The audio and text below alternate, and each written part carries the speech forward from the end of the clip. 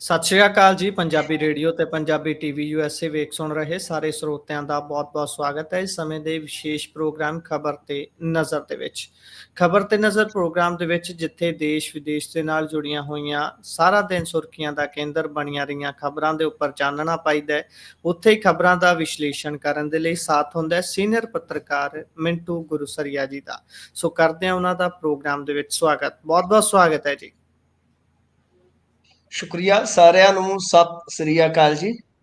ਸਤਿ ਸ਼੍ਰੀ ਅਕਾਲ ਜੀ। ਸੋ ਅੱਜ ਦੇ ਪ੍ਰੋਗਰਾਮ ਦੇ ਸਪਾਂਸਰਸ ਨੇ ਖਾਲਸਾ ਇੰਸ਼ੋਰੈਂਸ। ਲੰਬੇ ਸਮੇਂ ਤੋਂ ਇੰਸ਼ੋਰੈਂਸ ਦੇ ਖੇਤਰ 'ਚ ਸੇਵਾਵਾਂ ਨਿਭਾ ਰਹੇ ਨੇ। ਸੰਪਰਕ ਨੰਬਰ ਹੈ 408 272 2500। ਟਿਰਕਿਆਣਾ ਇਮੀਗ੍ਰੇਸ਼ਨ ਲਾ ਫਰਮ। ਜੇ ਟਿਰਕਿਆਣਾ ਹੋਣਾ ਨਾਲ ਸੰਪਰਕ ਕਰ ਸਕਦੇ ਹੋ ਜੇਕਰ ਇਮੀਗ੍ਰੇਸ਼ਨ ਬਾਬਤ ਕਿਸੇ ਤਰ੍ਹਾਂ ਦੀ ਸਲਾਹ ਕਰਨੀ ਹੈ। Krishan Dhanota Yuba City. Baljinder Singh Nijjar Woodland. GN lube and truck wash oil change air brakes ਦਾ ਕੰਮ ਤਸੱਲੀ ਬਖਸ਼ ਕਰਦੇ ਨੇ। ਮੈਨੂੰ ਨਵੇਂ ਪੁਰਾਣੇ ਟਾਇਰ ਤੁਸੀਂ ਇਹਨਾਂ ਦੇ ਕੋਲੋਂ ਖਰੀਦ ਸਕਦੇ ਹੋ। ਲੋਕੇਸ਼ਨ ਸੈਂਟਾਨੇਲਾ ਦੇ ਵਿੱਚ ਹੈ। ਨਿੰਮਾ ਸਹੋਤਾ ਹੋਣਾ ਦਾ ਨੰਬਰ ਹੈ 209 277 0113। Jaswinder Singh Nagra Roswell. Avtar Singh Sangha Yuba City. Baldev Singh Kang Yuba City. ਬਹੁਤ ਬਹੁਤ ਧੰਨਵਾਦ ਹੈ ਸਾਰੇ ਸਪਾਂਸਰਸ ਦਾ। ਹੁਣ ਰੁਕ ਕਰਦੇ ਹਾਂ ਜੀ ਖਬਰਾਂ ਦਾ। ਮਿੰਟੂ ਜੀ, ਸਭ ਤੋਂ ਪਹਿਲੀ ਖਬਰ ਤੇ ਪਾਇਓ ਚਾਨਣਾ। ਵਿਚੋਲਾ ਜੀ ਤਾਂ ਫੜੇ ਗਏ, ਉਧਰ ਭੁੱਲਰ ਉੱਤੇ ਇੱਕ ਹੋਰ ਮੁਕੱਦਮਾ ਦਰਜ ਹੋਇਆ। ਵੇਖੋ, ਗੱਲ ਇਹ ਆ ਕਿ ਅਖੀਰ ਇਹ ਹੋਣਾ ਹੀ ਸੀਗਾ। ਜੇ ਮਤਲਬ ਆਪਾਂ ਦੇਖੀਏ ਤਾਂ ਜਿਸ ਤਰ੍ਹਾਂ ਦੇ ਹਾਲਾਤ ਸਨ, ਕਿਉਂਕਿ ਪਹਿਲਾਂ ਹੀ ਆਪਾਂ ਨੂੰ ਯਾਦ ਹੋਣਾ ਆ ਕਿ ਇੱਕ ਟ੍ਰਿਬਿਊਨ ਦੇ ਵਿੱਚ ਰਿਪੋਰਟ ਛਪੀ ਸੀ ਜਿਹਦੇ ਵਿੱਚ ਉਹਨਾਂ ਨੇ ਬਾਤ ਤਫਸੀਲ ਦੱਸਿਆ ਸੀਗਾ ਕਿ ਕਿੰਨੀ ਇਨਕਮ ਹੈ, ਇਨਕਮ ਟੈਕਸ ਲੱਗਣ ਉਪਰੰਤ ਕਿੰਨੀ ਰਹਿ ਜਾਂਦੀ ਆ, ਟੋਟਲ ਕਿੰਨੀ ਹੋ ਗਈ, ਪਰਿਵਾਰਕ ਦੂਸਰੀ ਆਮਦਨ ਕਿਹੜੀ ਆ, ਕੁੱਲ ਮਿਲਾ ਕੇ ਕਿੰਨੀ ਹੈ ਜੀ, ਤਾਂ ਖਰਚ ਕਿੰਨਾ ਹੈ, ਦੌਲਤ ਕਿੰਨੀ ਮਿਲੀ ਆ, ਉਹ ਸਾਰਾ ਕੁਝ ਲਗਭਗ ਸਾਫ਼ ਸੀ। ਹੁਣ ਵੇਖਣ ਵਾਲੀ ਗੱਲ ਇਹ ਸੀਗੀ ਕਿ ਮਾਮਲਾ ਜਿਹੜਾ ਹੈ ਉਹ ਜਾਇਦਾਦ ਬਣਾਉਣ ਦਾ ਜਿਹੜਾ ਹੈ ਉਹ ਪੰਜਾਬ ਸਰਕਾਰ ਦਰਜ ਕਰਦੀ ਹੈ, ਯਾਨੀ ਵਿਜੀਲੈਂਸ ਦਰਜ ਕਰਦੀ ਹੈ, ਜਾਂ CBI ਕੋਲ ਜਿਹੜੀ ਆਲਰੇਡੀ FIR ਦਰਜ ਕਰਕੇ ਚੱਲ ਰਹੀ ਹੈ ਉਹਦੇ ਕੋਲ ਹੀ ਇਹ ਜਾਂਚ ਪੜਤਾਲ ਰਹੇਗੀ। ਤਾਂ ਅਖੀਰ ਅੱਜ ਇੱਕ ਹੋਰ ਮੁਕੱਦਮਾ ਜਿਹੜਾ ਦਰਜ ਹੋਇਆ, ਇਹਦੇ ਵਿੱਚ ਸਾਫ਼ ਹੋ ਗਿਆ, ਸਪਸ਼ਟ ਹੋ ਗਿਆ ਕਿ CBI ਦੀ ਇੰਸਪੈਕਟਰ ਹੈ ਜਿਹੜੀ ਸੋਨਲ ਮਿਸ਼ਰਾ, ਉਹਦੀ ਸ਼ਿਕਾਇਤ ਤੇ ਮਾਮਲਾ ਦਰਜ ਕਰ ਲਿਆ ਗਿਆ ਬੁੱਧਵਾਰ। ਤੇ ਇਹਦੀ ਮਤਲਬ ਕਿ ਮਾਮਲੇ ਦੀ ਜਾਂਚ ਚੰਡੀਗੜ੍ਹ CBI ਦੇ ਅਧਿਕਾਰੀ ਕੁਲਦੀਪ ਸਿੰਘ ਨੂੰ ਸੌਂਪ ਦਿੱਤੀ ਗਈ ਹੈ। ਕੇਸ ਦਰਜ ਕੀਤਾ ਗਿਆ ਕਿ ਇਨਕਮ ਤੋਂ ਵੱਧ ਪ੍ਰਾਪਰਟੀ ਦਰਜ ਕੀਤੀ ਗਈ ਹੈ। ਹੁਣ ਇੱਕ ਵੱਡੀ ਖਬਰ ਅੱਜ ਦੀ ਇਹ ਵੀ ਸੀਗੀ, ਚਲੋ ਇਹ ਵੀ ਵੱਡੀ ਖਬਰ ਹੈ, ਇਹਦੇ ਤੇ ਫਿਰ ਮੁੜੇ ਆਉਨੇ ਆ ਕਿ ਜਿਹੜਾ ਵਿਚੋਲਾ ਸੀ ਕ੍ਰਿਸ਼ਾਨੂ ਸ਼ਾਰਦਾ, ਦੇਖੋ ਅੱਜ ਤੱਕ ਸਾਰਾ ਮੀਡੀਆ ਗਲਤ ਨਾਂ ਲੈਂਦਾ ਰਿਹਾ ਮੇਰੇ ਸਮੇਤ, ਉਹਦਾ ਨਾਂ ਕ੍ਰਿਸ਼ਾਨੂ ਆ, ਕ੍ਰਿਸ਼ਨੂ ਨਹੀਂ। ਇਹ ਮੈਨੂੰ ਅੱਜ ਉਹਦੇ ਇੱਕ ਨੇੜਲੇ ਬੰਦੇ ਨੇ ਦੱਸਿਆ, ਕ੍ਰਿਸ਼ਾਨੂ ਸ਼ਾਰਦਾ। ਉਹਦਾ 9 ਦਿਨ ਦਾ ਰਿਮਾਂਡ ਮਿਲ ਗਿਆ ਜੀ, 9 ਦਿਨ ਦਾ। ਤਾਂ ਗੱਲ ਇਹ ਆ ਕਿ ਜੇ ਆਪਾਂ ਦੇਖੀਏ ਤਾਂ ਹੁਣ ਜੇ ਤੇ ਉਹਨੇ ਕੋਈ ਰਾਹ ਦੇ ਦਿੱਤਾ, CBI ਨੂੰ ਉਹਨੇ ਡਾਹ ਦੇ ਦਿੱਤੀ, ਤੇ ਫਿਰ ਇਹਨਾਂ ਦਾ ਗਾਹ ਪੈਣਾ ਲਗਭਗ ਤੈਅ ਆ। ਮੈਂ ਗਰੰਟੀ ਨਾਲ ਕਹਿ ਸਕਦਾ ਹਾਂ ਗੁਰਪ੍ਰੀਤ ਜੀ ਕਿ ਜੇਕਰ ਇਹ ਜਾਂਚ ਪੜਤਾਲ ਇਹਨਾਂ ਨੇ ਨਾਲ ਨਿਰਪੱਖਤਾ ਨਾਲ ਜਾਂ ਬੇਖੌਫ ਤਰੀਕੇ ਦੇ ਨਾਲ ਅੱਗੇ ਟੋਰੀ ਤਾਂ ਇਹ ਬਹੁਤ ਵੱਡੀ ਗੇਮ ਖੁੱਲ ਜਾਏਗੀ, ਬਹੁਤ ਵੱਡੀ। ਤੇ ਜੇ ਫਿਰ ਤੁਹਾਨੂੰ ਪਤਾ ਹੀ ਆ, ਗੱਲ ਗੋਲਮੋਲ ਕਰਨੀ ਹੋਵੇ ਤੇ ਫਿਰ ਕੋਈ ਥਾਣੇ ਦਾ ਮਾਮੂਲੀ ਕੋਈ ਵੀ ਕਰਮਚਾਰੀ ਹੁੰਦਾ ਜਿਹੜਾ, ਉਹ ਗੱਲ ਗੋਲਮੋਲ ਕਰ ਸਕਦਾ। ਇੱਥੇ ਉਹਦੇ ਕੋਲ ਜਿੰਨਾ ਕੋ ਅਧਿਕਾਰ ਖੇਤਰ ਹੁੰਦਾ ਉਹ ਉਹਦੇ ਵਿੱਚ ਗੱਲ ਨੂੰ ਗੋਲਮੋਲ ਗੁਲਾਬੀ ਢੰਗ ਨਾਲ ਕਰ ਜਾਂਦਾ ਹੈ। ਤਾਂ ਫਿਲਹਾਲ ਜਿਹੜੀ ਇਨਕਮ ਹੈ, ਇਨਕਮ ਤੋਂ ਵੱਧ ਜੋ ਜਾਇਦਾਦ ਬਣੀ ਹੈ, ਉਹਦਾ ਮਾਮਲਾ ਅਲੱਗ ਤੋਂ ਅੱਡ ਤੋਂ ਹਰਚਰਨ ਸਿੰਘ ਭੁੱਲਰ ਤੇ ਦਰਜ ਹੋ ਗਿਆ ਹੈ। ਹੁਣ ਇਹਦੇ ਵਿੱਚ ਪ੍ਰਾਪਰਟੀਆਂ ਦੇ ਜਿਹੜੇ ਕਾਗਜ਼ ਮਿਲੇ ਨੇ ਤੇ ਦੱਸਦੇ ਕਿ ਉਹਦੇ ਵਿੱਚ ਚੰਡੀਗੜ੍ਹ ਦੇ ਵਿੱਚ 2 ਘਰ, ਮੋਹਾਲੀ, ਹੁਸ਼ਿਆਰਪੁਰ ਤੇ ਲੁਧਿਆਣੇ ਦੇ ਵਿੱਚ ਲਗਭਗ 150 ਕਿੱਲਾ ਜ਼ਮੀਨ ਦੇ ਦਸਤਾਵੇਜ਼। ਇਹ ਮੈਂ ਨਹੀਂ ਕਹਿ ਰਿਹਾ, ਮੀਡੀਆ ਕਹਿ ਰਿਹਾ। ਇਹ ਪ੍ਰਾਪਰਟੀਆਂ ਹਰਚਰਨ ਸਿੰਘ, ਪਤਨੀ ਤੇਜਿੰਦਰ ਕੌਰ, ਬੇਟਾ ਗੁਰਪ੍ਰਤਾਪ ਸਿੰਘ, ਬੇਟੀ ਤੇਜ ਕਿਰਨ, ਇਹਨਾਂ ਦੇ ਨਾਮ ਤੇ ਆ। ਮਰਸਡੀਜ਼, ਆਡੀ, ਇਨੋਵਾ, ਫੋਰਚੂਨਰ, ਇਹ 5 ਗੱਡੀਆਂ ਇਸ ਤਰ੍ਹਾਂ ਦੀਆਂ ਨੇ ਇਹਨਾਂ ਦੇ ਕੋਲ। ਤਾਂ ਕੁੱਲ 5 ਬੈਂਕ ਖਾਤੇ, 2 FD HDFC ਬੈਂਕ ਦੇ ਵਿੱਚ ਸੈਲਰੀ ਅਕਾਊਂਟ ਅਗਸਤ ਤੇ ਸਤੰਬਰ ਮਹੀਨੇ ਦੇ ਵਿੱਚ 4,74,140 ਸੈਲਰੀ ਜਮ੍ਹਾਂ ਹੋਈ ਹੈ। ਟੈਕਸ ਰਿਟਰਨ ਜਿਹੜਾ 24-25 ਦੇ ਅਨੁਸਾਰ 45,95,990 ਤੇ ਜਿਹਦੇ ਵਿੱਚ 13,82,270 ਟੈਕਸ ਦੇਣ ਤੋਂ ਬਾਅਦ ਉਹਨਾਂ ਦੀ ਜਿਹੜੀ ਆਮਦਨ ਬਣਦੀ ਆ ਉਹ 32 ਲੱਖ ਬਣਦੀ ਆ। ਪਰ ਘਰੋਂ 7 ਕਰੋੜ 36 ਲੱਖ ਦਾ ਕੈਸ਼, 2.32 ਕਰੋੜ ਦੇ ਗਹਿਣੇ, ਮਹਿੰਗੀ ਆਈਟਮ ਜਿਵੇਂ ਲਗਜ਼ਰੀ ਗੱਡੀਆਂ, ਬੈਂਕ ਬੈਲੈਂਸ, ਉਹ ਸਾਰੀਆਂ ਚੀਜ਼ਾਂ ਮਿਲਾ ਕੇ ਤਾਂ ਇਸ ਕੇਸ ਦੇ ਵਿੱਚ ਹੁਣ ਕਹਿ ਸਕਦੇ ਹਾਂ ਆਪਾਂ ਕਿ ਇਹਨਾਂ ਨੇ ਇਹਨੂੰ ਅੜੁੰਗ ਦਿੱਤਾ। ਹੁਣ ਜੀ ਦੇਖਦੇ ਹਾਂ ਜੀ ਅੱਗੇ ਕੀ ਬਣਦਾ। ਤਾਂ ਕੁੱਲ ਮਿਲਾ ਕੇ CBI ਨੇ FIR ਜਿਹੜੀ ਆ ਉਹ ਇੱਕ ਅੱਡ ਤੋਂ ਕੱਟ ਦਿੱਤੀ ਆ। ਹੁਣ ਮੈਂ ਜਿਵੇਂ ਤੁਹਾਨੂੰ ਦੱਸਿਆ ਕਿ ਸਾਰਾ ਕੇਸ ਜਿਹੜਾ ਉਹ ਟਿਕੇਗਾ ਕਿਰਸ਼ਾਨੂ ਸ਼ਾਰਦਾ ਦੇ ਰਿਮਾਂਡ ਤੇ, ਕਿਉਂਕਿ ਕੱਲ ਨੂੰ ਸ਼ਾਇਦ ਨਹੀਂ, ਕੱਲ ਨੂੰ ਜਾਂ ਪਰਸੋਂ ਇਹਦੀ ਵੀ ਜਿਹੜੀ ਨਿਆਂਇਕ ਹਿਰਾਸਤ ਹੈ 14 ਦਿਨ ਦੀ ਭੁੱਲਰ ਦੀ, ਉਹ ਖਤਮ ਹੋਣ ਜਾ ਰਹੀ ਆ। ਜੇ ਤੁਰੰਤ ਇਹਨੂੰ ਵੀ ਰਿਮਾਂਡ ਤੇ ਉਹਨਾਂ ਨੇ ਚਾੜ ਲਿਆ, ਉਹਦੇ ਰਿਮਾਂਡ ਤੇ ਚੱਲਦਾ ਹੀ ਪਿਆ, ਤੇ ਫਿਰ ਜੇ ਹੁਣ ਦੇਖੋ ਇਹ ਤਾਂ ਦੋਨੇ ਹੈ ਹੀ ਹੈ ਜੀ, ਇਹਨਾਂ ਦੀ ਮੁਸ਼ਕਲ ਤੇ ਹੈ ਹੀ ਹੈ, ਪਰ ਜੇਕਰ ਉਥੋਂ ਕਹਾਣੀ ਅੱਗੇ ਤੁਰ ਪਈ, ਡੈਫੀਨੇਟਲੀ ਪੱਕੀ ਗੱਲ ਆ ਕਿ ਉਦੋਂ ਬਾਅਦ ਫਿਰ ਕਈਆਂ ਦੀਆਂ ਮੁਸ਼ਕਲਾਂ ਹੀ ਨਹੀਂ, ਕਈਆਂ ਦੇ BP ਵੱਧ ਜਾਣਗੇ। ਦੋਨੇ ਚੀਜ਼ਾਂ, ਮੁਸ਼ਕਲਾਂ ਵੀ ਵਧਣਗੀਆਂ, BP ਵੀ ਵਧਣਗੇ। ਜੀ। ਸੋ ਮੁਸ਼ਕਲਾਂ ਤੇ BP ਵਧਣਗੇ, ਇਹ ਤੁਸੀਂ ਆਖਿਆ। ਇਸ ਤੋਂ ਅੱਗੇ ਜੇਕਰ ਚੱਲੀਏ ਤਾਂ BP ਸ਼ਾਇਦ ਉਧਰ ਵਿਧਾਇਕ ਸਾਹਿਬ ਦਾ ਵੀ ਵੱਧ ਗਿਆ ਹੋਊਗਾ। ਅਗਲੇ ਕਹਿੰਦੇ ਵੀ ਮੇਰੀ ਤਾਂ ਕਿਰਦਾਰਕੁਸ਼ੀ ਹੋ ਰਹੀ ਹੈ। ਇਹ ਲੱਤਾਂ ਤੋੜਨ ਦਾ ਦੋਸ਼ ਲੈ ਕੇ ਨਿਕਲੇ ਨੇ ਹੁਣ ਵਿਧਾਇਕ ਸਾਹਿਬ। ਇੱਕ ਪਹਿਲਾਂ ਆਪਾਂ ਜ਼ਿਕਰ ਕਰਦੇ ਹੀ ਰਹਿੰਦੇ ਹਾਂ, ਆਏ ਦਿਨ ਚੁਣ ਚੁਣ ਕੇ ਲੱਭੇ ਹੋਏ ਹੀਰਿਆਂ ਚੋਂ ਹੌਲੀ ਹੌਲੀ ਹੁਣ ਕੋਲੇ ਕਿਉਂ ਬਣਦੇ ਜਾ ਰਹੇ ਨੇ। ਉਹ ਗਾਣਾ ਸੀ ਨਾ, ਤੋੜੀ ਚੱਲ ਲੋਕਾਂ ਦੇ ਰਿਕਾਰਡ, ਮੁੰਡੇ ਆਵੇ ਵੇਖੀ ਦਿਲ ਨਾ ਕੁੜੀ ਦਾ ਕਿਤੇ ਤੋੜਦੀ। ਜੀ, ਇਹ ਰਿਕਾਰਡ ਵੀ ਤੋੜ ਰਹੇ ਨੇ, ਦਿਲ ਵੀ ਤੋੜ ਰਹੇ ਨੇ। ਜੀ, ਟੁੱਟ ਜੂ ਤੜਕ ਕਰਕੇ, ਨੀ ਦਿਲ ਤੇਰਾ ਟੁੱਟ ਜੂ ਤੜਕ ਕਰਕੇ। ਜਿਨ੍ਹਾਂ ਨੇ ਉਮੀਦਾਂ ਲਾਈਆਂ ਸੀਗੀਆਂ ਉਹਨਾਂ ਦੇ ਦਿਲ ਟੁੱਟ ਰਹੇ ਨੇ, ਰਿਕਾਰਡ ਇਹ ਟੁੱਟ ਰਹੇ ਨੇ ਕਿ ਦੋਸ਼ ਵੇਖੋ ਕੋਈ ਰਹਿ ਗਿਆ। ਕਿਤਾਬ ਫੋਲ ਲਵੋ ਕਿ ਇਹਨਾਂ ਦੇ ਵਿਧਾਇਕਾਂ ਤੇ ਕੋਈ ਦੋਸ਼ ਲੱਗਣ ਵਾਲਾ ਰਹਿ ਗਿਆ। ਜੀ, ਨੰਬਰ ਪਲੇਟ ਤੋਂ ਲੈ ਕੇ ਇਹਨਾਂ ਨੇ ਲੋਕਾਂ ਦੀਆਂ ਹੱਡੀਆਂ ਦੇ ਨੰਬਰ ਲਾਤੇ ਨੇ।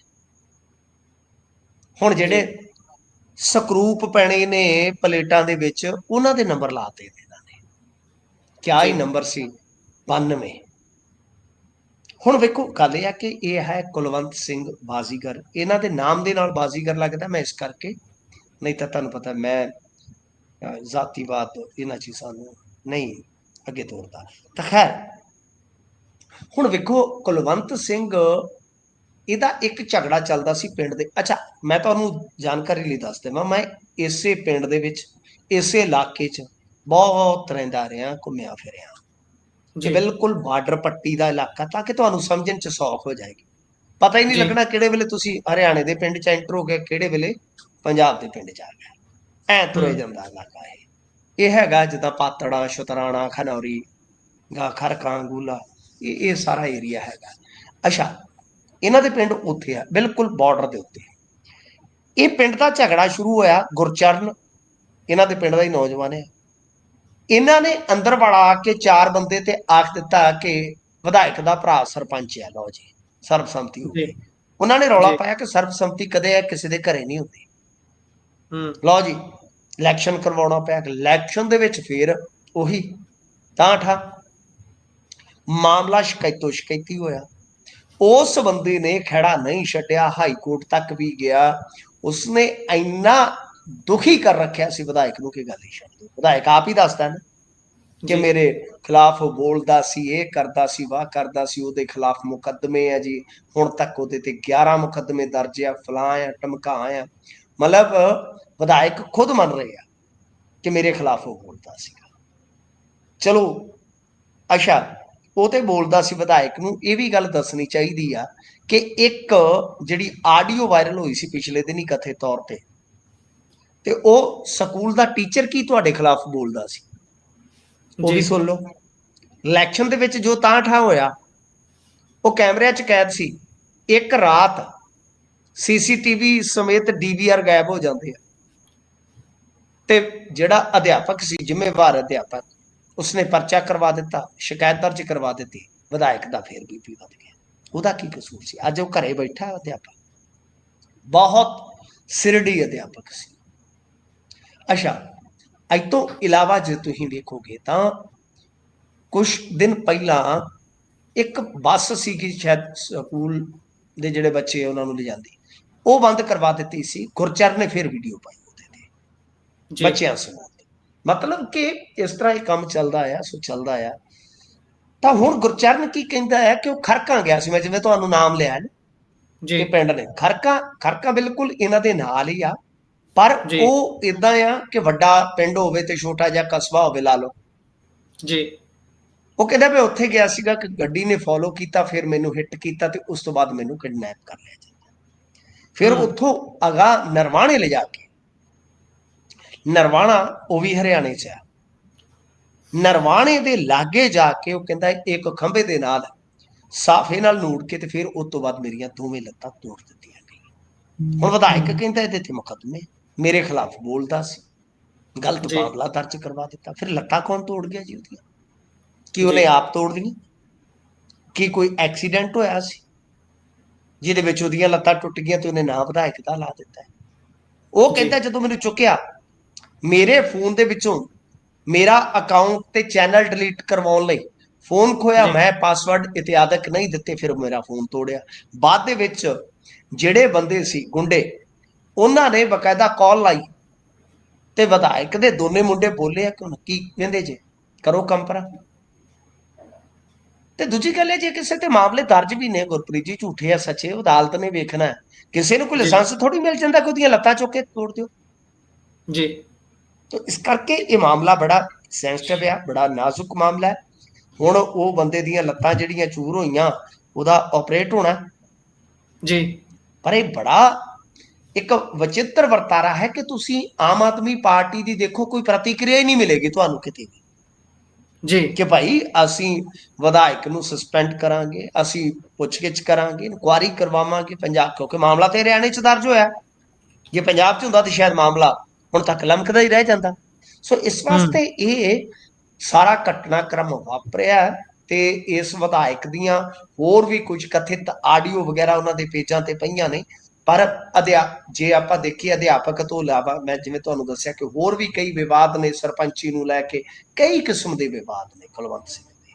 ਤਾਂ ਫਿਲਹਾਲ ਇਹ ਅੱਜ ਦੀ ਇੱਕ ਵੱਡੀ ਖਬਰ ਸੀ ਸਵੇਰੇ ਸਵੇਰੇ, ਤੇ ਜਦੋਂ ਮੈਨੂੰ ਕਿਤੋਂ ਸੂਚਨਾ ਮਿਲੀ, ਮੈਂ ਤੁਰੰਤ ਕਨਫਰਮ ਕਰਨ ਦਾ ਯਤਨ ਕੀਤਾ ਸਵੇਰੇ, ਤਾਂ ਕੁਲਵੰਤ ਸਿੰਘ ਵੀ ਸ਼ੌਕਡ ਹੋ ਗਏ ਸੀਗੇ ਕਿ ਕਿਵੇਂ ਪਤਾ ਲੱਗ ਗਿਆ ਜੀ, ਕਿਵੇਂ ਕੀ ਸਾਰਾ ਕੁਝ ਹੋ ਗਿਆ।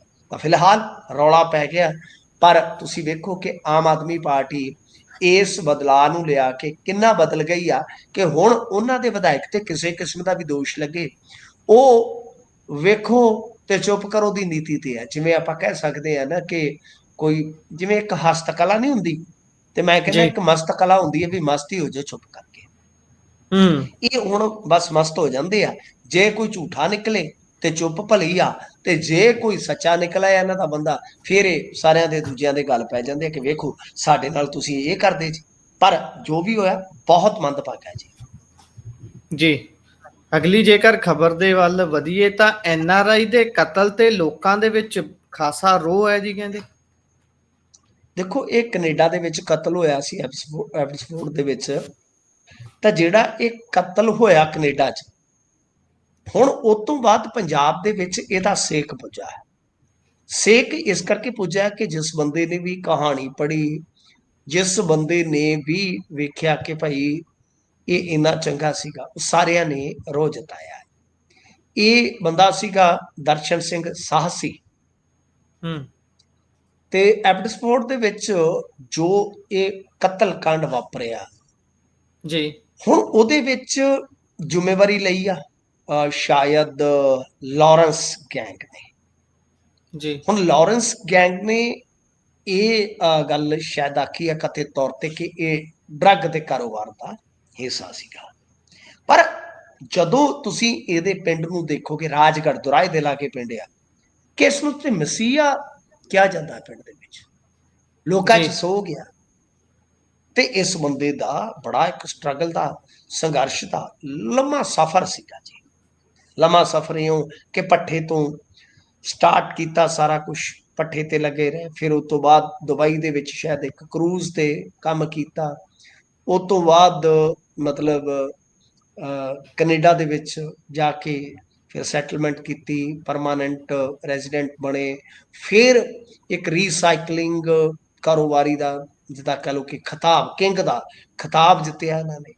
ਤਾਂ ਗੱਲ ਇਹ ਹੈ ਕਿ ਇਸ ਤਰ੍ਹਾਂ ਇਹ ਬੰਦੇ ਭੱਠੇ ਵਾਲੇ ਤੋਂ ਇੱਕ ਕਹਿ ਲਓ ਕਿ ਐਡੇ ਤਗੜੇ ਕੰਮ ਵਾਲੇ ਬਣੇ ਆ। ਤਾਂ ਫਿਲਹਾਲ ਕਹਿ ਸਕਦੇ ਹਾਂ ਕਿ ਜਿਹੜੇ ਲੋਕ ਆ, ਖਾਸ ਤੌਰ ਤੇ ਅੱਜ ਤੁਸੀਂ ਦੇਖੋਗੇ ਇਸ ਹਲਕੇ ਦੇ ਜਿਹੜੇ ਵਿਧਾਇਕ ਨੇ ਗਿਆਸਪੁਰਾ ਸਾਹਿਬ, ਉਹ ਵੀ ਕਹਿ ਰਹੇ ਆ ਕਿ ਬਈ ਤਰੱਕੀ ਲੋਕਾਂ ਤੋਂ ਬਰਦਾਸ਼ਤ ਨਹੀਂ ਹੁੰਦੀ। ਹੁਣ ਇਹਦੇ ਵਿੱਚ ਬਈ ਆਪਾਂ ਤੇ ਬਹੁਤਾ ਕੁਛ ਇੱਥੇ ਬੈਠੇ ਨਹੀਂ ਕਰ ਸਕਦੇ, ਪਰ ਕੈਨੇਡਾ ਦੇ ਵਿੱਚ ਜੋ ਹੋ ਰਿਹਾ ਕਿ ਕੋਈ ਬੰਦਾ ਕਾਰੋਬਾਰ ਤੇ ਚੱਲਿਆ, ਉਹ ਗੱਡੀ 'ਚ ਬੈਠਾ, ਉਹਨੂੰ ਦਿੱਤਾ ਜਾਂਦਾ ਤੇ ਉਸ ਗਰੋਹ ਵੱਲੋਂ ਜ਼ਿੰਮੇਵਾਰੀ ਲਈ ਜਾਂਦੀ ਆ, ਜਿਹਦੇ ਤੇ ਉਹ ਕਾਰਵਾਈ ਕਰਨ ਦੀਆਂ ਖਬਰਾਂ ਤੁਸੀਂ ਵੇਖੋ ਹਰੇਕ ਹਫ਼ਤੇ 'ਚ ਛਪਾਉਂਦੇ ਆ। ਆਹ ਕਰ ਜੀ ਦਿਆਂਗੇ, ਵਾਹ ਕਰ ਦਿਆਂਗੇ ਜਥੇਬੰਦੀ ਨੂੰ, ਆਹ ਕਰ ਦਾਂਗੇ, ਅੱਤਵਾਦੀ ਸੂਚੀ 'ਚ ਪਾ ਦਾਂਗੇ, ਫਲਾਂ ਕਰ ਦਾਂਗੇ। ਯਾਨੀ ਕੈਨੇਡਾ ਦਾ ਸਿਸਟਮ ਵੀ ਹਿੱਲ ਗਿਆ। ਅੱਜ ਹੀ ਜੀ ਤੁਸੀਂ ਵੇਖੋ ਨਾ, ਇੱਕ ਸਿੰਗਰ ਤੇ ਵੀ ਫਾਇਰਿੰਗ ਦੀ ਜ਼ਿੰਮੇਵਾਰੀ ਲਈ ਗਈ। ਜੀ ਜੀ ਤੇ ਜਿੰਨੀ ਕੁ ਮੈਨੂੰ ਜਾਣਕਾਰੀ ਆ ਕਿ ਆ 2-4 ਦਿਨਾਂ ਦੇ ਵਿੱਚ ਕਈ ਫਾਇਰਿੰਗ ਦੀਆਂ ਘਟਨਾਵਾਂ ਤੇ ਕਈ ਵਸੂਲੀ ਦੀਆਂ ਕਾਲਾਂ ਉੱਥੇ ਆਈਆਂ ਨੇ। ਜੀ ਲੋਕ ਉੱਥੇ ਦੇ ਬਹੁਤ ਜ਼ਿਆਦਾ ਭੈਜ਼ਦਾ ਨੇ। ਆਪਣੇ ਤੇ ਇੱਧਰ ਕੰਮ ਹੋਰ ਚੱਲ ਪੈਂਦਾ, ਇੱਥੇ ਤੇ ਬਰੋਬਰ ਵੈਪਨ ਰੱਖੀ ਫਿਰਦੇ ਆ ਲੋਕ, ਨਾਲ ਬੰਦੇ ਤੁਰ ਪੈਂਦੇ ਆ, 4 ਵਿਹਲੇ ਜੀ ਬੰਦੇ ਨਾਲ ਜਾਂ ਯਾਰ ਵਿਹਲੀ, ਉਹ ਤੁਰ ਪੈਂਦੇ ਆ, ਸਿਕਿਉਰਿਟੀ ਮਿਲ ਜਾਂਦੀ ਹੈ, ਬਥੇਰੇ ਪ੍ਰਬੰਧ ਨੇ ਉੱਥੇ। ਤੇ ਹੂੰ ਹਰੇਕ ਬੰਦਾ ਆਪੋ ਆਪਣੀ ਜ਼ਿੰਦਗੀ 'ਚ ਬਿਜ਼ੀ ਆ, ਭਰਾ ਨਾਲ ਭਰਾ ਵੀ ਨਹੀਂ ਤੁਰ ਸਕਦਾ। ਜੀ ਜੀ ਤੇ ਇਸ ਕਰਕੇ ਕੈਨੇਡਾ ਦੇ ਵਿੱਚ ਵੀ ਹਾਲਾਤ ਜਿਹੜੇ ਉਹ ਤੇਜ਼ੀ ਦੇ ਨਾਲ ਵਿਗੜ ਰਹੇ ਨੇ, ਤੇ ਇਹਨਾਂ ਘਟਨਾਵਾਂ ਦਾ ਅਸਰ ਪੰਜਾਬ ਦੀ ਜ਼ਹਿਨੀਅਤ ਤੇ ਵੀ ਪੈ ਰਿਹਾ। ਪੰਜਾਬ ਦੇ ਲੋਕ ਵੀ ਜਿਹੜੇ ਆ, ਬੇਸ਼ੱਕ ਇੱਥੇ ਵੀ ਫਿਕਰਮੰਦੀ ਲੱਗੀ ਰਹਿੰਦੀ ਆ।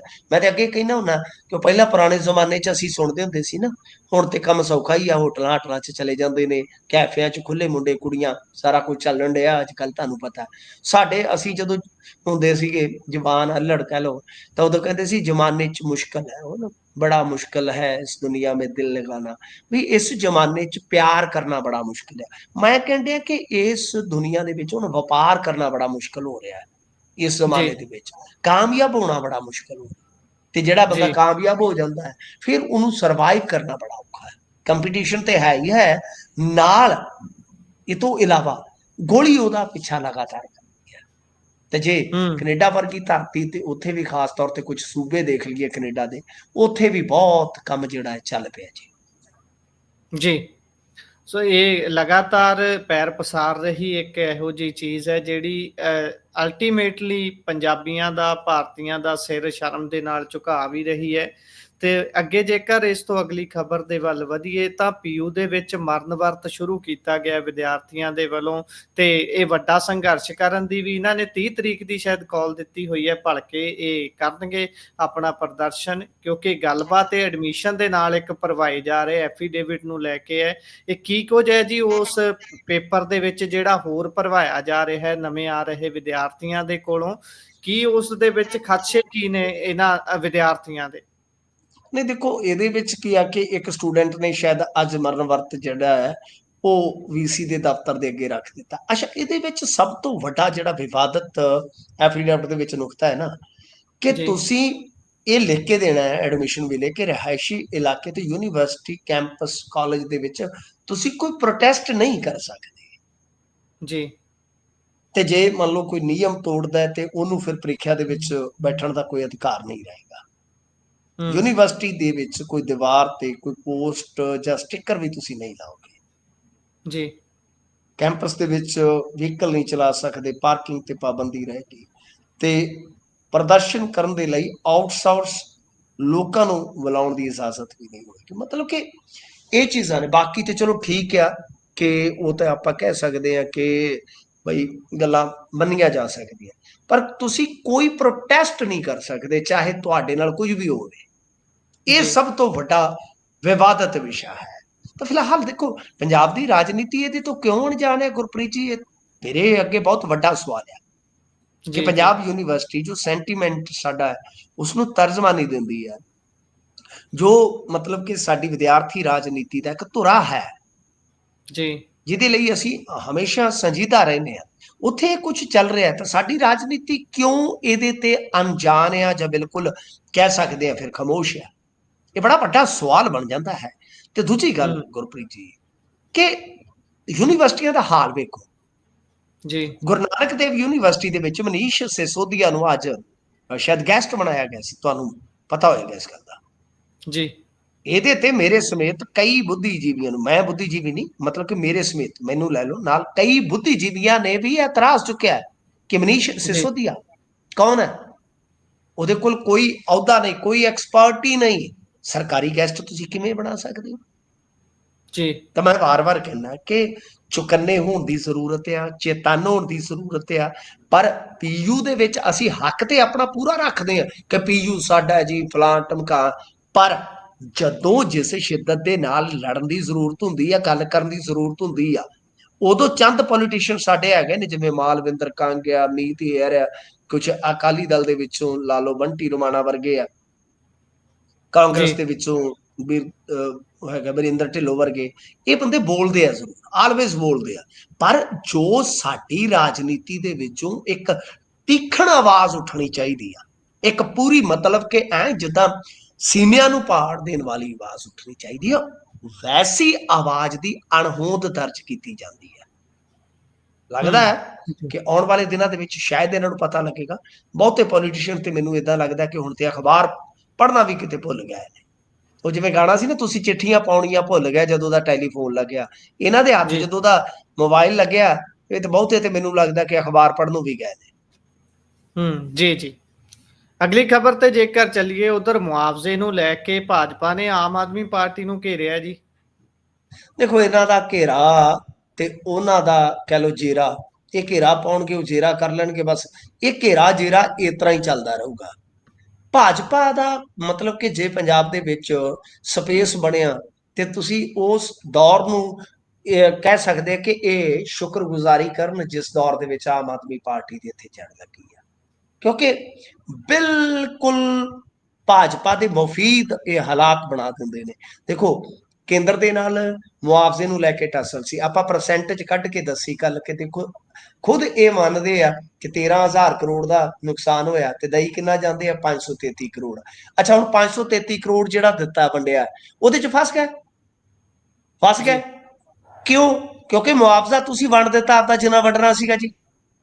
ਪਰ ਜੀ, ਪਰ ਯਾਦ ਕਰੋ ਗੁਰਪ੍ਰੀਤ ਜੀ ਕਿ ਇੱਕ ਇਹਨਾਂ ਨੇ ਕੋਸ਼ ਬਣਾਇਆ ਸੀਗਾ ਜਿਹਦੇ ਵਿੱਚ ਕਹਿੰਦੇ ਕਿ ਲਿਆਓ ਪੈਸਾ, ਲਿਆਓ ਪੈਸਾ, ਐਨਆਰਆਈ ਵੀ ਦਿਓ ਪੈਸਾ, ਮਤਲਬ ਕਿ ਇੱਕ ਤਰ੍ਹਾਂ ਨਾਲ ਕਹਿ ਲਓ ਕਿ ਸਰਕਾਰ ਨੇ ਬਈ ਮੰਗਣ ਵਾਲੀ ਇੰਤਹਾ ਕਰ ਦਿੱਤੀ ਕਿ ਲਿਆਓ ਪੈਸਾ ਦਿਓ, ਲਿਆਓ ਪੈਸਾ ਦਿਓ, ਹੜ੍ਹ ਪੀੜਤ ਲੋਕਾਂ ਦੀ ਮਦਦ ਕਰਨੀ ਹੈ। ਸਰ ਉਹ ਪੈਸਾ ਕਿੱਥੇ ਆ, ਕਿੰਨਾ ਹੈ, ਜੀ, ਲੱਗਾ ਕਿੱਥੇ ਆ? ਤਾਂ ਇਹੀ ਨੁਕਤਾ ਜਿਹੜਾ ਫਿਰ ਉਭਰਨਾ। ਹੁਣ ਭਾਰਤੀ ਜਨਤਾ ਪਾਰਟੀ ਵਾਲੇ ਕਹੀ ਜਾਂਦੇ ਆ ਕਿ ਤੁਸੀਂ ਸਿਰਫ ਜੀ, 500 ਕਰੋੜ ਦਾ ਮੁਆਵਜ਼ਾ ਵੰਡਿਆ, ਵੀ 1600 ਕਰੋੜ ਤੇ ਤੁਹਾਨੂੰ ਮੋਦੀ ਸਾਹਿਬ ਨੇ ਹੀ ਦੇ ਦਿੱਤਾ ਤੇ ਜੀ, ਤੁਸੀਂ ਵੰਡੀ ਜਾਂਦੇ ਹੋ 533 ਕਰੋੜ, ਬਾਕੀ ਦਾ ਕੀ ਆ? ਤਾਂ ਫਿਰ ਉੱਥੇ ਹੁਣ ਉਹਨਾਂ ਨੇ ਉਹ ਵੀ ਸਵਾਲ ਕਰਨਾ ਕਿ ਲਿਆਓ ਭਾਈ, ਹੂੰ, ਜਿਹੜਾ ਤੁਸੀਂ ਮਿਸ਼ਨ ਚੜ੍ਹਦੀ ਕਲਾ ਵਾਸਤੇ ਫੰਡ ਇਕੱਠਾ ਕੀਤਾ ਸੀ ਉਹਦਾ ਵੀ ਹਿਸਾਬ ਦਈ ਦਿਓ। ਜੀ, ਹੁਣ ਇਹਨਾਂ ਨੂੰ ਜਦੋਂ ਸਵਾਲ ਕਰਨਗੇ ਤੇ ਜੀ, ਇਹਨਾਂ ਦੇ ਕੋਲ ਇਹਨਾਂ ਗੱਲਾਂ ਦੇ ਜਵਾਬ ਜਿਹੜੇ ਬਹੁਤ ਘੱਟ ਹੁੰਦੇ ਆ। ਉਹ ਮਾਨ ਸਾਹਿਬ ਕਿਤੇ ਤੁਹਾਨੂੰ ਪਤਾ ਜਦੋਂ ਉਹਨਾਂ ਦਾ ਸੂਤ ਜਿਹਾ ਬਹਿ ਜਾਵੇ, ਉਹ ਫਿਰ ਜਦੋਂ ਰੰਗ ਦੇ ਵਿੱਚ ਹੋਣ, ਇਧਰੋਂ ਉਧਰੋਂ ਮੈਨੂੰ ਸਵਾਲ ਕਰਦੇ ਆ, ਏਦਾਂ ਫਲਾਣਾ ਐ, ਮੋਦੀ ਇੰਨੇ ਮੁਲਕ ਗਾ ਦਿੰਦਾ, ਮਤਲਬ ਕਿ ਗੱਲ ਕਿੱਥੇ ਬੁੱਢੀ ਦਾ ਮਰਨਾ, ਕਿੱਥੇ ਹਾਲੋ ਕੜੂ, ਯਾਨੀ ਇੱਧਰ ਉਧਰ ਦੀ ਉਹ ਧੂਆ ਕੜੀਸ ਕਰਕੇ ਨਿਕਲ ਜਾਂਦੇ ਨੇ। ਪਰ ਜੀ, ਇਹਨਾਂ ਸਵਾਲਾਂ ਤੇ ਭਾਜਪਾ ਤੁਸੀਂ ਦੇਖੋ, ਹੁਣ ਮੇਰੀ ਗੱਲ ਸੁਣਿਓ ਗੌਰ ਦੇ ਨਾਲ, ਮੈਂ ਭਾਜਪਾ ਦਾ ਕੋਈ ਸਪੋਰਟਰ ਨਹੀਂ ਆ, ਜੀ, ਠੀਕ ਹੈ ਜੀ। ਜਿਸ ਦਿਨ ਮੈਂ ਕਿਸੇ ਦਾ ਸਪੋਰਟਰ ਬਣਿਆ ਮੈਂ ਅਲਵਿਦਾ ਕਹਿ ਜਾਊਂਗਾ, ਮੈਂ ਅਲਾਨੀਆ ਕਹਿਣਾ, ਮੈਂ ਤੁਹਾਨੂੰ ਸਾਰਿਆਂ ਨੂੰ ਸਤਿ ਸ੍ਰੀ ਅਕਾਲ ਬੁਲਾ ਕੇ ਜਾਊਂਗਾ। ਜੀ, ਮੈਂ ਉਹਨਾਂ ਦੋਗਲਿਆਂ ਚੋਂ ਨਹੀਂ, ਤਨਖਾਹਾਂ ਵੀ ਲਈ ਚੱਲੋ, ਆਡੀਅנס ਤੋਂ ਖਾਈ ਵੀ ਚੱਲੋ, ਉਹਨਾਂ ਦੇ ਇਮੋਸ਼ਨਸ ਦੇ ਨਾਲ ਪਲੇ ਵੀ ਕਰਦੇ ਚੱਲੋ, ਤੇ ਅੰਦਰ ਖਾਤੇ ਯਾਰੀਆਂ ਰੱਖੋ ਪੋਲੀਟੀਸ਼ੀਅਨਸ ਦੇ ਨਾਲ, ਤੇ ਫਿਰ ਇੱਕ ਦਿਨ ਜਾ ਕੇ ਕੁਰਸੀ ਸੰਭਾਲ ਲਓ ਤੇ ਬਣ ਜਾਓ ਕਿੰਗ, ਬਣ ਜਾਓ ਕਿੰਗ। ਸਾਰੀ ਜ਼ਿੰਦਗੀ ਖਾਧਾ ਪੱਤਰਕਾਰਤਾ ਦਾ, ਤੇ ਮੁੜ ਕੇ ਪੱਤਰਕਾਰਾਂ ਦਾ ਗਲ ਘੁੱਟਿਆ ਜਾਂਦਾ, ਤੇ ਮੁੜ ਕੇ ਤੁਹਾਡੇ ਉਥੇ ਸੰਘੀ ਚੋਂ ਕੋਈ ਆਵਾਜ਼ ਨਹੀਂ ਨਿਕਲਦੀ। ਮੈਂ ਉਹਨਾਂ ਲੋਕਾਂ ਚੋਂ ਨਹੀਂ, ਮਾਫ ਕਰਦਾ। ਪਰ ਜੋ ਮੈਂ ਦੇਖਦਾ ਪਿਆ, ਮੈਂ ਉਹ ਗੱਲ ਹਮੇਸ਼ਾ ਕਹਿਣਾ ਹੁੰਦਾ, ਮੈਂ ਕਦੇ ਵੀ ਗੱਲ ਗੋਲ-ਮੋਲ ਨਹੀਂ ਕਰਦਾ ਗੁਰਪ੍ਰੀਤ ਜੀ, ਜੋ ਮੈਂ ਦੇਖਦਾ ਤਾਂ ਭਾਜਪਾ ਕੀ ਆ, ਤੁਸੀਂ ਦੇਖੋ ਜਿਹੜਾ ਵੀ ਮੁੱਦਾ ਹੁੰਦਾ ਹੈ, ਜਿਸ ਮੁੱਦੇ ਤੇ ਵਧੀਆ ਢੰਗ ਨਾਲ ਰਾਜਨੀਤੀ ਹੋ ਸਕਦੀ ਆ, ਉਹ ਨਾ ਅਕਾਲੀ ਚੱਕਦੇ ਆ, ਨਾ ਕਾਂਗਰਸੀ ਚੱਕਦੇ। ਉਹ ਮੁੱਦਾ ਕੌਣ ਚੱਕਦਾ? ਭਾਜਪਾ। ਤੁਸੀਂ ਜੀ ਜਿੰਨੇ ਮਰਜ਼ੀ ਚੱਕ ਕੇ ਦੇਖ ਲਓ, ਚਾਹੇ ਲੈਂਡ ਪੂਲਿੰਗ ਚ, ਚਾਹੇ ਜਿਵੇਂ ਮਰਜ਼ੀ, ਜਿੱਥੇ ਮਰਜ਼ੀ ਆ, ਕਿ ਤੁਸੀਂ ਦੇਖੋ ਸੰਜੀਵ ਅਰੋੜਾ ਤਾਂ ਕਿਸੇ ਨੇ ਮੁੱਦਾ ਚੁੱਕਿਆ ਸੀਗਾ ਜੀ ਚੱਲਦੇ ਇਲੈਕਸ਼ਨ ਦੇ ਵਿੱਚ, ਕਿ ਸੰਜੀਵ ਅਰੋੜਾ ਨੂੰ ਜਿਹੜੀ ਲੈਂਡ ਪੂਲਿੰਗ ਵਰਗੀ ਪਹਿਲੀ ਨੀਤੀ, ਯਾਨੀ ਬੇਅੰਤ ਸਿੰਘ ਸਰਕਾਰ ਵੇਲੇ ਉਹ ਜਿਹੜੀ ਲੈਂਡ ਮਿਲੀ ਸੀ, ਉਹਨੂੰ ਇਹਨੇ ਡਾਈਵਰਟ ਕਰਕੇ ਕਿਵੇਂ ਇੱਕ ਉੱਥੇ ਐਮਪਾਇਰ ਖੜਾ ਕਰ ਦਿੱਤਾ। ਜੀ ਕਿਸੇ ਨੇ ਮੁੱਦਾ ਚੁੱਕਿਆ? ਇਹ ਮੁੱਦਾ ਚੁੱਕਿਆ ਸੀ ਭਾਜਪਾ ਨੇ ਚਲਦੀ ਚੋਣ ਦੇ ਵਿੱਚ। ਸੋ ਗੱਲ ਇਹ ਆ ਕਿ ਜਿਹੜਾ ਬੰਦਾ ਫਿਰ ਇਹ ਮੁੱਦਿਆਂ ਤੇ ਖੇਡਦਾ ਹੈ ਨਾ, ਉਹ ਹੌਲੀ ਹੌਲੀ ਹੌਲੀ ਪ੍ਰਵਾਨ ਹੋਣਾ ਸਟਾਰਟ ਹੋ ਜਾਂਦਾ ਹੈ। ਤਾਂ ਬਹਰਹਾਲ ਇਹ ਸਾਡੇ ਇੱਥੋਂ ਦੇ ਰਵਾਇਤੀ ਰਾਜਨੀਤਿਕ ਬੰਦਿਆਂ ਨੂੰ ਦੇਖਣਾ ਪਏਗਾ। ਅਸੀਂ ਕੱਲ 24 ਘੰਟੇ ਪਹਿਲਾਂ ਇਹ ਖਬਰ ਕਰ ਦਿੱਤੀ ਸੀ। ਇਹ ਖਬਰ ਮਤਲਬ ਕਿ 2 ਦਿਨ ਪੁਰਾਣੀ ਹੋ ਗਈ ਆ, ਤੇ ਤੁਸੀਂ ਵੇਖੋ ਕਿ ਕਿਸੇ ਰਵਾਇਤੀ ਰਾਜਨੀਤਿਕ ਦਲ ਨੇ ਇਹਨਾਂ ਨੂੰ ਸਵਾਲ ਨਹੀਂ ਕੀਤਾ ਦੋਹਾਂ ਚੀਜ਼ਾਂ ਤੇ, ਕਿ 533 1600 ਕਰੋੜ ਤੇ ਕੇਂਦਰ ਦਾ ਹੈ, ਤੁਸੀਂ ਵੰਡਿਆ 533, ਬਾਕੀ ਕਿੱਥੇ ਆ? ਤੇ ਮਿਸ਼ਨ ਜੀ ਚੜ੍ਹਦੀ ਕਲਾ ਚ ਜਿੰਨਾ ਪੈਸਾ ਤੁਹਾਡੇ ਕੋਲ ਇਕੱਠਾ ਹੋਇਆ, ਉਹਦਾ ਹਿਸਾਬ ਕਿਤਾਬ ਕਿੱਥੇ ਆ? ਕਿਸੇ ਨੇ ਸਵਾਲ ਨਹੀਂ ਕੀਤਾ। ਸਵਾਲ ਕੌਣ ਚੁੱਕ ਰਿਹਾ? ਭਾਜਪਾ। ਜੀ ਇਹ ਵੀ ਨਾ ਹੋਵੇ ਫਿਰ ਉਹ ਮਿਸ਼ਨ ਚੜ੍ਹਦੀ ਕਲਾ ਵਾਲੇ ਜਿਹੜੇ ਪੈਸੇ ਨੇ, ਮੁੜ ਕੇ ਕੋਵਿਡ ਵਾਲੇ ਪੈਸਿਆਂ ਵਾਂਗ ਜਿੱਦਾਂ ਮੋਦੀ ਸਾਹਿਬ ਨੇ ਕੀਤਾ ਸੀ, ਐਂ ਹੀ ਕਹਿ ਦੇਣ ਵੀ ਭਾਈ ਉਹ ਤਾਂ ਵੇਰਵਾ ਹੀ ਨਹੀਂ ਦਿੱਤਾ ਜਾ ਸਕਦਾ। ਕੱਲ ਪੀਐਮ ਪਹਿਲਾਂ ਕੇਅਰ ਵੀ ਫੰਡ, ਤੁਸੀਂ ਵੈਸੇ ਜ਼ਿਕਰ ਕਰ ਚੁੱਕੇ ਹੋ। ਜੀ ਜੀ ਬਿਲਕੁਲ ਜੀ ਪੀਐਮ ਕੇਅਰ ਫੰਡ ਤੇ ਅਸੀਂ ਬਹੁਤ ਪ੍ਰੋਗਰਾਮ ਕੀਤੇ ਨੇ ਗੁਰਪ੍ਰੀਤ, ਜੀ ਬਹੁਤ ਅਸੀਂ ਗੱਲਾਂ ਕੀਤੀਆਂ ਨੇ ਕਿ ਕਿਵੇਂ ਹੁਣ ਤੇ ਉਹ ਕਹਿ ਦਿੰਦੇ ਨੇ ਕਿ ਜੀ ਨਹੀਂ, ਇਹ ਤੇ ਇੱਕ ਤਰ੍ਹਾਂ ਨਾਲ ਨਿੱਜੀ ਟਰਸਟ ਹੈ। ਸਰ ਨਿੱਜੀ ਟਰਸਟ ਕਿੱਦਾਂ ਹੋ ਗਿਆ ਜਿਹਦੇ ਚ ਪ੍ਰਧਾਨ ਮੰਤਰੀ ਹੈ, ਜਿਹਦੇ ਚ ਗ੍ਰਹਿ ਮੰਤਰੀ ਹੈ, ਜਿਹਦੇ ਚ ਫਾਈਨੈਂਸ ਮਿਨਿਸਟਰ ਆ, ਜਿਹਦੇ ਜੀ ਚ ਮਤਲਬ ਕਿ ਤੁਸੀਂ ਆਫੀਸ਼ੀਅਲੀ ਪੈਸਾ ਲਿਆ ਗਵਰਨਮੈਂਟ ਦੇ ਅਦਾਰਿਆਂ ਤੋਂ, ਸੈਂਟਰ ਜੀ ਦੇ ਅਦਾਰਿਆਂ ਤੋਂ, ਆਰਮੀ ਤੋਂ ਪੈਸਾ ਲਿਆ ਹੋਇਆ, ਜੀ ਜਿਹਦੇ ਵਿੱਚ ਤੁਸੀਂ ਬਹੁਤ ਕੁਝ ਮਤਲਬ ਕਿ ਜਿੱਦਾਂ ਉਹ ਕਾਰਪੋਰੇਟ ਦਾ ਜਿਹੜਾ ਹੁੰਦਾ ਫੰਡ, ਜੀ ਉਹ ਲਿਆ ਹੋਇਆ, ਜੀ ਜਿਹੜਾ ਦੇਣਾ ਹੁੰਦਾ ਸੀਆਰਐਸ, ਕੁਝ ਬੋਲਦੇ ਇਸ ਤਰ੍ਹਾਂ ਦਾ। ਤਾਂ ਮਤਲਬ ਕਿ ਉਹੀ ਗੱਲ ਫਿਰ ਬਾਅਦ ਦੇ ਵਿੱਚ ਉਹਨਾਂ ਨੇ ਕੋਈ ਹਿਸਾਬ ਕਿਤਾਬ ਅੱਜ ਤੱਕ ਦਿੱਤਾ ਹੀ ਨਹੀਂ, ਕਿੰਨਾ ਆਇਆ ਕਿੰਨਾ ਲੱਗਿਆ। ਅਖੀਰ ਹੁਣ ਇਹ ਵੀ ਇਹੋ ਹੀ ਆ। ਤਾਂ ਤੁਸੀਂ ਵੇਖੋ ਕਿ ਕੋਈ ਆਨਲਾਈਨ ਹਿਸਾਬ ਕਿਤਾਬ ਹੈਗਾ ਵੀ ਇੰਨੇ ਪੈਸੇ ਹੁਣ ਤੱਕ ਆ ਚੁੱਕੇ ਆ। ਜੇ ਪਾਰਦਰਸ਼ਤਾ ਰੱਖਣੀ ਹੋਵੇ ਕਿ ਤੁਹਾਨੂੰ ਆਨਲਾਈਨ ਸਾਰਾ ਕੁਝ ਕਰ ਦੇਣਾ ਚਾਹੀਦਾ ਕਿ ਹੁਣ ਤੱਕ ਇੰਨੇ ਪੈਸੇ ਆ ਗਏ ਨੇ। ਜੀ ਜੀ ਇਹ ਪੈਸੇ ਸਾਰਿਆਂ ਤੋਂ ਲਏ ਨੇ, ਤੇ ਆਰਟੀਆਈ ਚ ਜਵਾਬ ਮੰਗਣ ਦਾ, ਇਸ ਦੀ ਜਾਣਕਾਰੀ ਮੰਗਣ ਦਾ ਹੱਕ ਤੁਹਾਡੇ ਤੋਂ ਖੋਹ ਲਿਆ। ਸੋ ਅੱਗੇ ਚੱਲਦੇ ਆ। ਉਧਰ ਸ਼ਾਮ ਖੇੜਾ ਦੇ ਵਿੱਚ ਈਡੀ ਨੇ ਮਾਰਿਆ ਛਾਪਾ ਜੀ। ਬਿਲਕੁਲ, ਜਿੱਥੋਂ ਮੈਂ ਬੋਲ ਰਿਹਾ ਤੁਹਾਡੇ ਨਾਲ, ਇੱਥੋਂ ਸ਼ਾਮ ਖੇੜਾ ਇੰਨੀ ਕੁ ਦੂਰ ਆ ਕਿ ਜੇ ਸਾਈਕਲ ਤੇ ਵੀ ਮੈਂ ਜਾਵਾਂ ਤੇ ਮਿੰਟ 5 ਹੀ ਲੱਗਦੇ ਨੇ। ਤਾਂ ਗੱਲ ਇਹ ਆ ਕਿ ਸ਼ਾਮ ਖੇੜਾ ਦੇ ਵਿੱਚ ਅੱਜ ਈਡੀ, ਮੈਂ ਕਿਸੇ ਆਪਣੇ ਮਿੱਤਰ ਨੂੰ ਫੋਨ ਕੀਤਾ, ਮੈਂ ਕਿਹਾ ਯਾਰ ਥੋੜਾ ਜਿਹਾ ਫਿਟਿੰਗ ਦਾ ਕੰਮ ਸੀਗਾ, ਤੁਹਾਡੇ ਵਰਗਾ ਮੁੰਡਾ ਮਤਲਬ ਕੰਮ ਧੰਦਾ ਅੱਛਾ ਕਰਦਾ ਹੈ, ਤੇ ਮੇਰਾ ਦੋਸਤ ਹੈ, ਆਮ ਆਦਮੀ ਪਾਰਟੀ ਦਾ ਸਮਰਥਕ, ਬਹੁਤ ਤਕੜਾ ਚੀੜਾ। ਮੈਂ ਕਿਹਾ ਯਾਰ ਤੂੰ ਤੇ ਆਮ ਆਦਮੀ ਪਾਰਟੀ ਵਾਂਗੂ ਬਸ ਲਾਰਿਆਂ ਤੇ ਹੀ ਹੋ ਗਿਆ ਹੈ, ਕੰਮ ਕਰ ਜਾ ਮੇਰਾ। ਤੇ ਢੀਠ ਮੈਂ ਵੀ ਬੜਾ, ਮੈਂ ਵੀ ਖੜਾ ਨਹੀਂ ਛੱਡਣਾ, ਢੀਠ ਵੋਟਰ ਵਾਂਗੂ ਮੈਂ ਵੀ ਤੇਰੇ ਮਗਰ ਹੀ ਲੱਗਾ। ਉਹ ਕਹਿੰਦਾ ਨਹੀਂ, ਸਾਡੇ ਪਿੰਡ ਈਡੀ ਆਈ ਹੈ ਵੀਰੇ, ਸਾਡੇ ਤੇ ਈਡੀ ਦਾ ਛਾਪਾ ਪੈ ਗਿਆ। ਮੈਂ ਸਰਕਾਰ ਤੇ ਈਡੀ ਦਾ? ਮੈਂ ਕਿਹਾ ਤੂੰ ਤੇ ਸਪੋਰਟਰ, ਕਿਤੇ ਤੈਨੂੰ ਘੇਰ ਲਿਆ। ਉਹ ਕਹਿੰਦਾ ਨਹੀਂ, ਸਾਡੇ ਪਿੰਡ ਈਡੀ ਆਈ ਹੈ, ਸਾਨੂੰ ਚਾਅ ਚੜਿਆ ਵੀ ਈਡੀ ਦੇਖਣੀ ਹੈ। ਮੈਂ ਕਿਹਾ ਕਰ ਲਾ ਗੱਲ, ਦਿਹਾੜੀ ਤੋੜ ਕੇ ਬੈਠਾ, ਈਡੀ ਦੇਖਣੀ ਹੈ ਨੇ। ਫਿਰ ਮੇਰੇ ਥੋੜੇ ਕੰਨ ਜੇ ਖੜੇ ਹੋਏ, ਮੈਂ ਕਿਹਾ ਈਡੀ ਕਿੱਧਰ ਆ ਗਈ ਸਾਡੇ ਪਿੰਡਾਂ 'ਚ? ਜੀ ਤਾਂ ਬਾਅਦ ਚ ਪਤਾ ਲੱਗਿਆ ਉਹ ਜਿਹਦੇ ਵੱਲ ਆਈ ਉਹ ਵੀ ਨੋ ਨਹੀਂ ਹੈ ਮੇਰਾ, ਹੁਣ ਸਾਰੇ ਜਾਣਦੇ, ਮੈਂ ਤਾਂ ਪੜ੍ਹਿਆ ਹੀ ਉਸੇ ਪਿੰਡ ਆ। ਤੂੰ ਕਹਿਣ ਦਾ ਮਤਲਬ ਹੈ ਕਿ ਇਹ ਕੋਈ ਫੀਮ ਦੀ ਰਿਕਵਰੀ ਸੀਗੀ ਸਰਸੇ 10-11 ਜੀ ਕਿਲੋ ਦੀ। ਉਹਦੇ ਵਿੱਚੋਂ ਗਾਂ ਤੁਹਾਨੂੰ ਪਤਾ ਹੀ ਹੈ ਜਿਹੜੇ ਖਾਣ ਪਾਣ ਵਾਲੇ ਹੁੰਦੇ ਆ, ਉਹ ਲਿਆਉਣ ਵਾਲੇ, ਜੀ ਉਹ ਚੜ ਗਏ ਟੇਟੇ, ਉਹਨਾਂ ਦੇ ਰਡਾਰ ਤੇ ਆ ਗਏ, ਤੇ ਉਹਨਾਂ ਨੇ ਸਾਰੇ ਹੀ ਉਹ ਨੈਟਵਰਕ ਵਾਲੇ ਖੰਗਾਲਣੇ ਸ਼ੁਰੂ ਕਰ ਦਿੱਤੇ ਆ। ਤਾਂ ਫਿਰ ਉਹ ਈਡੀ ਇਸ ਪਿੰਡ ਦੇ ਵਿੱਚ ਵੀ ਆ ਗਈ, ਸਾਡੇ ਇਲਾਕੇ ਵਾਲੇ ਤੇ ਅੱਜ ਵਹਿੰਦੇ ਫਿਰਦੇ ਵੀ ਈਡੀ। ਉਹਨਾਂ ਨੂੰ ਐ ਲੱਗਾ ਵੀ ਜਿਵੇਂ ਕੋਈ ਮਤਲਬ ਕਿ ਕੋਈ ਉਤੋਂ ਕੋਈ ਉਪਗ੍ਰਹਿ ਆਉਣਾ, ਕੋਈ ਏਦਾਂ ਦਾ ਵੀ ਈਡੀ ਕੋਈ ਇਹੋ ਜਿਹੀ ਚੀਜ਼ ਆ। ਉੱਥੇ ਲੋਕ ਉੱਥੇ ਜਮਾਵੜਾ ਲਾ ਕੇ ਬੈਠੇ ਸਨ ਕਿ ਈਡੀ ਆਣੀ ਹੈ, ਈਡੀ ਆਣੀ ਹੈ। ਤਾਂ ਖੈਰ ਈਡੀ ਕੀ, ਈਡੀ ਤੇ ਬੰਦੇ ਹੀ ਆ। ਤਾਂ ਬਹਰਹਾਲ ਉਹ ਹੋਈ ਆ, ਮਤਲਬ ਕਿ ਸਰਚ ਵਗੈਰਾ ਹੋਈ ਆ, ਉਹਦੇ 'ਚ ਫਿਰ ਪਤਾ ਲੱਗ ਗਿਆ ਵੀ ਇਹ ਬੰਦੇ ਤੇ ਮਾਲ ਠਾਲ ਖਾਣ ਵਾਲੇ ਸੀ, ਇਹ ਤੇ ਖਾਣ ਪੀਣ ਵਾਲੇ ਹੀ ਆ ਤਗੜਾ ਮੋਟਾ ਕੰਮ ਵਾਲੇ ਤਾਂ ਪਿੱਛੇ ਹੀ ਆ। ਤਾਂ ਈਡੀ ਨੇ ਜਿਹੜੀ ਆ ਚੰਗੀ ਤਰ੍ਹਾਂ ਥੱਲੀ ਮਚਾਈ ਸਾਡੇ ਅੱਜ ਸਵੇਰੇ ਸਵੇਰੇ। ਮੈਂ ਰਹਿ ਗਿਆ ਵੈਸੇ, ਈਡੀ ਮੈਂ ਨਹੀਂ ਵੇਖੀ। ਜੀ, ਇੱਥੇ ਤਾਂ ਜੇਸੀਬੀ ਦੇਖਣ ਦੇ ਲਈ ਮੇਲਾ ਲੱਗ ਜਾਂਦਾ ਹੈ ਤੇ ਇਹ ਤਾਂ ਫੇਰ ਈਡੀ ਹੈ, ਚਲੋ ਹਾਂਜੀ, ਦੇਖਣੀ ਸੀ। ਕੰਮ ਤੁਹਾਡਾ ਸਹੀ ਕਰ ਹੈ। ਜੂਗਾ ਕੋਈ ਨਾ, ਪਹਿਲਾਂ ਈਡੀ ਵਾਲੇ ਪਾਸਿਓਂ ਵਿਹਲਾ ਹੋ ਜਾਏ ਬੰਦਾ। ਹਾਂ, ਮੈਂ ਤੁਹਾਨੂੰ ਦੱਸਿਆ ਤਾਂ ਹੈ, ਮੈਂ ਬੜਾ ਢੀਠ ਵੋਟਰ ਵਾਂਗੂ ਹੈ। ਮੈਂ ਉਹਦਾ ਖੜਾ ਨਹੀਂ ਛੱਡਣਾ, ਉਹ ਆਮ ਆਦਮੀ ਪਾਰਟੀ ਦਾ ਸਪੋਰਟਰ ਬਹੁਤ ਤਗੜਾ। ਲਓ ਜੀ, ਅੱਗੇ ਚੱਲਦੇ ਹਾਂ। ਉੱਧਰ ਟਰੰਪ ਸਾਹਿਬ ਪਤਾ ਨਹੀਂ ਕੀ ਚਾਹੁੰਦੇ ਨੇ ਮੋਦੀ ਸਾਹਿਬ ਦੇ ਕੋਲੋਂ। ਇੱਧਰੋਂ ਮੋਦੀ ਸਾਹਿਬ ਚੁੱਪ ਵੱਟੀ ਬੈਠੇ ਨੇ, ਬੋਲਣਾ ਨਹੀਂ ਚਾਹੁੰਦੇ, ਤੇ ਟਰੰਪ ਸਾਹਿਬ ਚੁੱਪ ਨਹੀਂ ਹੋਣਾ ਚਾਹੁੰਦੇ। ਇੱਕ ਵਾਰ ਫਿਰ ਤੋਂ ਉਹਨਾਂ ਨੇ ਨਵਾਂ ਦਾਅਵਾ ਕੀਤਾ ਹੈ। ਦਾਅਵਾ ਪੁਰਾਣਾ ਹੈ, ਗੱਲ ਇੱਕ ਵਾਰ ਮੁੜ ਤੋਂ ਉਹਨਾਂ ਨੇ ਦੁਹਰਾਈ ਹੈ। ਹਾਂ ਜੀ, ਦੇਖੋ ਡੋਨਲਡ ਟਰੰਪ ਹੋਰੀ ਕਹਿ ਰਹੇ ਨੇ ਕਿ ਭਾਈ ਟ੍ਰੇਡ ਡੀਲ ਹੋ ਜਾਏਗੀ, ਸਾਰਾ ਕੁਝ ਠੀਕ ਹੈ ਜੀ, ਐਵਰੀਥਿੰਗ ਇਜ਼ ਓਕੇ।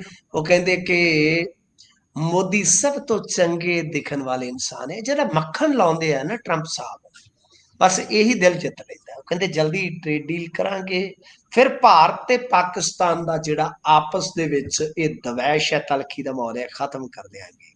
ਮੈਂ ਤਾਂ ਕਹਿੰਦਾ ਕਿ ਇਹ ਹੈ ਪੀਸ ਪ੍ਰੈਜ਼ੀਡੈਂਟ, ਮਤਲਬ ਜੀ। ਸ਼ਾਂਤੀ ਦਾ ਦੂਤ ਪ੍ਰੈਜ਼ੀਡੈਂਟ ਹੈ।